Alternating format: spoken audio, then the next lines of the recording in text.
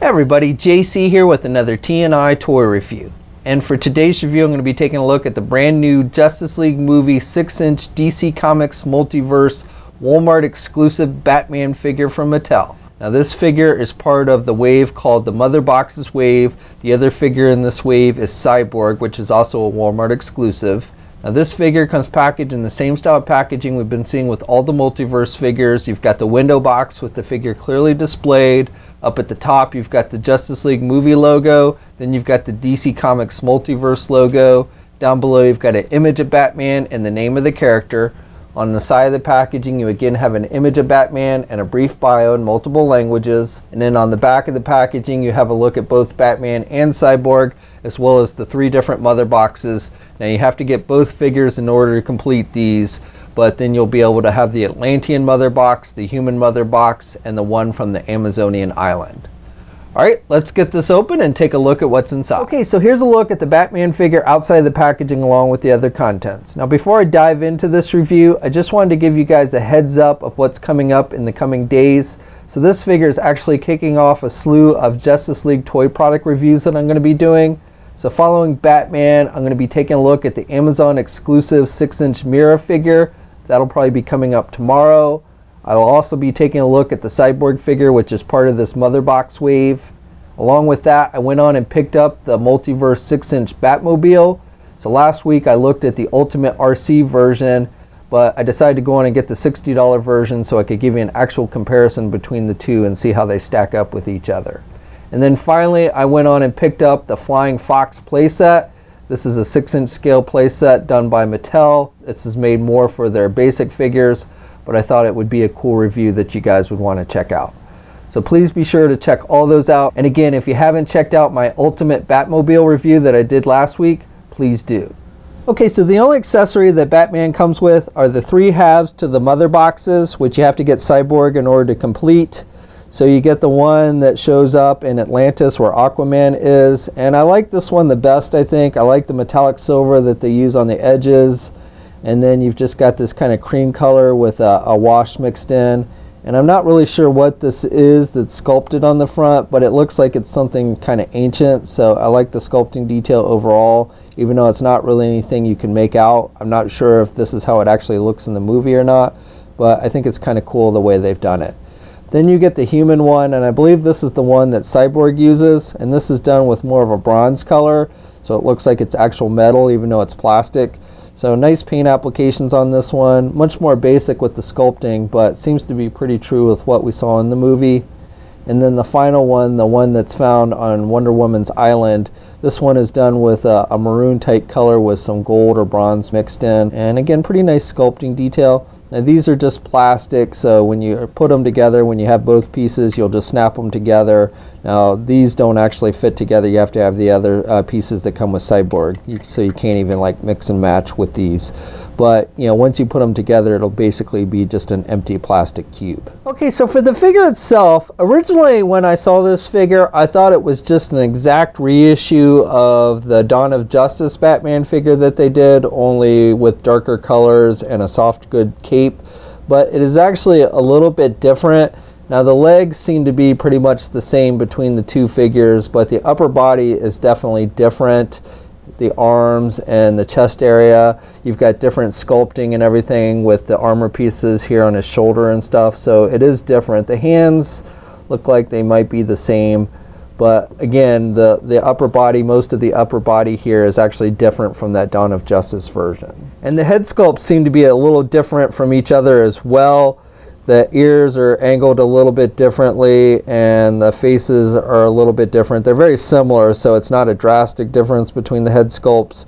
You do have darker paint on the face on this new one, but they are actually different head sculpts. They're not just the same one. So just looking at closer at this actual figure, again, you've got some differences from that Dawn of Justice version. You've got some extra padding here on his arm, and the gloves are a little bit different, and you've got some metallic gold here on these fin pieces. He still has the gold knuckles like we saw with the Dawn of Justice version.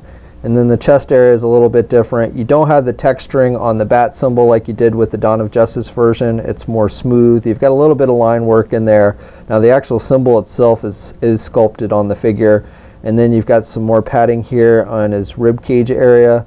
So overall, I like the detailing and overall look of this figure better than the Dawn of Justice version. He's got the same kind of utility belt with the black and gold mixed in.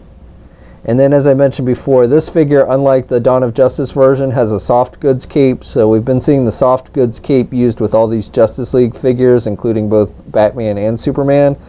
So again, same kind of material where it's kind of looks like a cloth type material on the underside and then looks more silky on the outer side of the cape. And then the cape itself comes down to the actual ground. Now the figure does seem to have an excessive amount of gold paint on the under portion of his arm. I don't know if that's movie accurate, but I haven't seen anything in the trailers that leads me to believe that he's got that much gold on his lower arms like that. So here's an actual side-by-side comparison with the Dawn of Justice Multiverse Batman figure.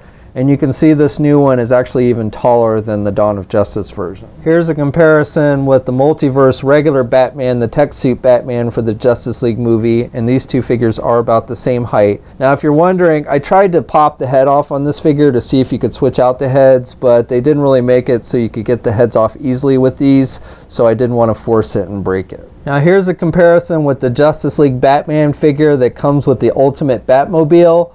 So you can see this Multiverse one is a hair taller, and then the colors are darker on the Multiverse version than on the Batmobile version. You've got the same kind of sculpting detail on the shoulders and everything, and on the chest area and such.